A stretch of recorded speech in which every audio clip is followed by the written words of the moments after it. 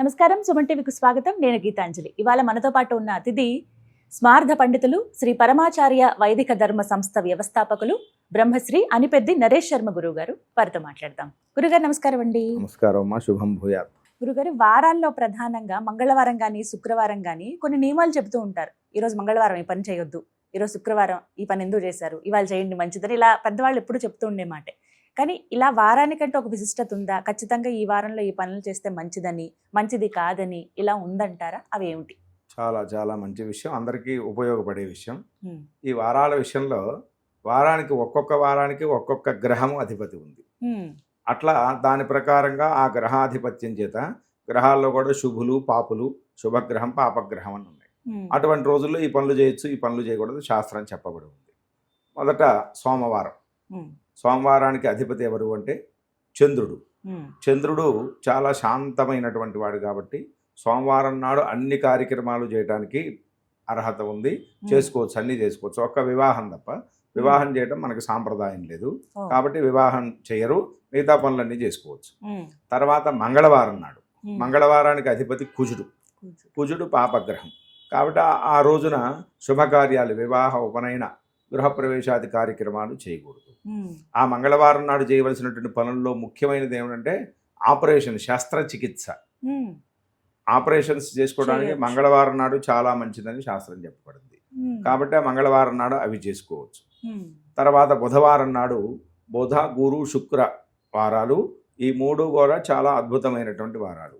బుధుడు, గురుడు, శుక్రుడు ముగ్గురు కూడా శుభగ్రహాలు కాబట్టి ఈ 3 రోజుల్లో అన్ని కార్యక్రమాలు చేసుకోవచ్చు. చాలా మంది కటింగ్ చేసుకునేటప్పుడు అనుమానం వస్తుంది, శుక్రవారం చేసుకోకూడదు.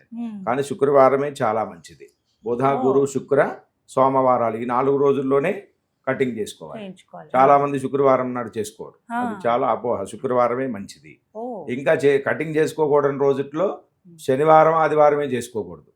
6 రోజులే వీకెండ్ అని చెప్పి మనకి ఇది ఒకటి వచ్చింది కదా, కాబట్టి ఆ వీకెండ్ అని చెప్పి ఆ వీకెండ్ లోనే అన్ని పనులు చేస్తూ ఉంటారు.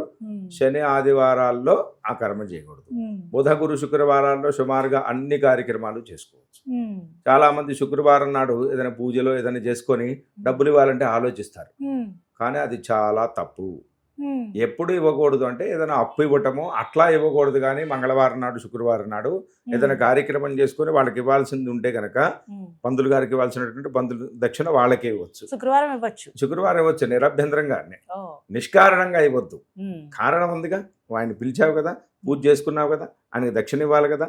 మరి పంతులు గారి విషయం పక్కన పెట్టండి.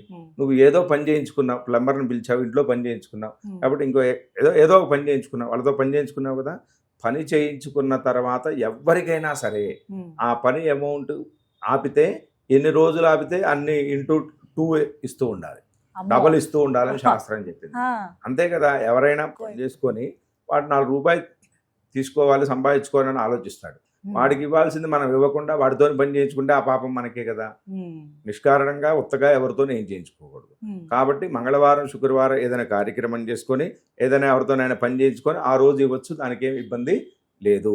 మరీ నీకు అంత సెంటిమెంటే ఉంది, నేను శాస్త్రాన్ని ఫాలో అవుతానండి అని ఉందనుకోండి, అప్పుడు ఏం చేయాలంటే మనం మంగళవారం పని చేయించుకుంటామని తెలుసుగా, సోమవారం సాయంత్రమే డబ్బులు ఇచ్చి వాడితో పని అంతేగాని పని చేయించుకున్న తర్వాత డబ్బులు ఇవ్వకపోతే అది ఎక్కువ దోషం.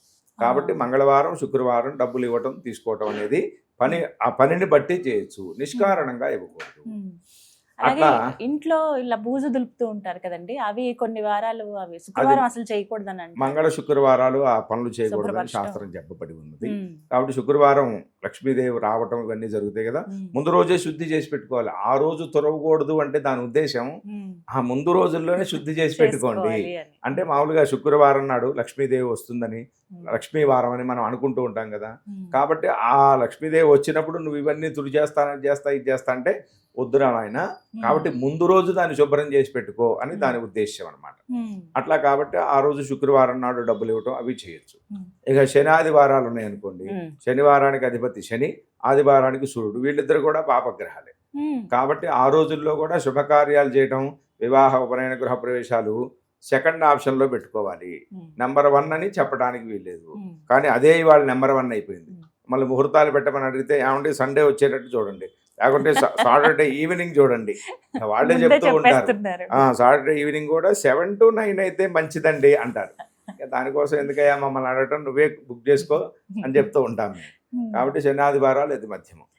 ఇళ్లలో గోర్లు కూడా కట్ చేస్తూ ఉంటారు కదండి, ఇలాంటివి కానీ మీరు క్షవరం గురించి ఇందాక చెప్పారు, ఆ రోజు ఈ రోజులు మంచిది, శుక్రవారం అయినా పర్వాలేదని. ఈ గోర్లు కత్తిరించే విషయంలో ఎప్పుడు ఒక సందేహం ఉంటుంది. గోల్డ్ కూడా బుధ గురువారాలు సోమవారం నాడు గోల్డ్ తీసుకోవడం మంచిది. మిగతా శని ఆదివారాలు శుక్రవారం నాడు గోల్డ్ తీసుకోకూడదు, మంగళవారం నాడు కూడా. సోమ బుధ గురువారాలు గోల్డ్ తీసుకోవటం ఈ పనులు చేయవచ్చు. మిగతా రోజుల్లో అంత శ్రేష్టం కాదు. ఇవన్నీ సందేహాలే దాదాపుగా. సందేహాలే. కాబట్టి ఇట్లా బుధ గురువారాలు సుమారుగా అన్ని కార్యక్రమాలు చేయడానికి అర్హత ఉంటుంది. సోమవారం కూడా చేసుకోవచ్చు, మంగళవారం అసలు పనికిరాదు, కొన్నిటికి మాత్రమే పనికి వస్తుంది. ఇందాక అనుకున్నట్టు మనం శస్త్రచికిత్సలు ఇటువంటి వాటికి మంగళవారం. భూమి కొనాలంటే కూడా ఏదైనా రిజిస్ట్రేషన్లు కానీ, భూమి కొనుక్కోవటం కానీ, ఏదైనా అడ్వాన్సులు ఇవ్వటం కానీ మంగళవారం చాలా శ్రేష్టం. ఎందుకంటే మంగళవారానికి అధిపతి కుజుడు.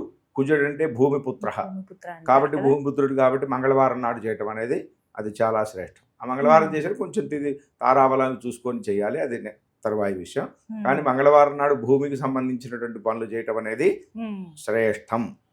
అట్లాగే కొంతమందికి కొన్ని నక్షత్రాల ప్రకారం అప్పు ఇవ్వటము తీసుకోవటం అనేది కూడా మంగళవారం నాడు కనుక అప్పు తీసుకుంటే తొందరగా తీరుతుందని. అప్పు తీర్చాల్సి వచ్చింది, ఒక్కోసారి తీరట్లేదు, ఇబ్బంది పడుతున్నాము. మంగళవారం నాడు మన దగ్గర 10,000, 5,000 రూపాయలు, 10 రూపాయలు ఉంటే ఆ అప్పు దాంట్లో జమ చేసేస్తే తొందరగా అప్పు తీరిపోతుంది అని కూడా అట్లా కూడా ఉంది. కాబట్టి మంగళవారానికి ఆ దోషం ఏమి లేదు, అట్లా చేసుకోవచ్చు. ప్రత్యేకంగా మీరు చెప్పిన దాంట్లో బుధ గురు శుక్రవారాలు నెంబర్ 1. సోమవారం కూడా అంతే నెంబర్ 1. సోమవారం వివాహ విషయంలోనే మన శాస్త్రం, మన ఆచారంలో లేదు. కానీ బుధ గురు శుక్రవారాలు నెంబర్ 1, సోమవారం కూడా నెంబర్ 1, శని ఆదివారాలు నెంబర్ 2, సెకండ్ ఆప్షన్ మంగళవారం నెంబర్ 3. మంగళవారం సాధ్యమైనంత వరకు చేయకుండా ఉంటే మంచిదే కార్యక్రమం. చక్కగా వివరించారు. ధన్యవాదాలు గురువు. శుభం భూయాత్.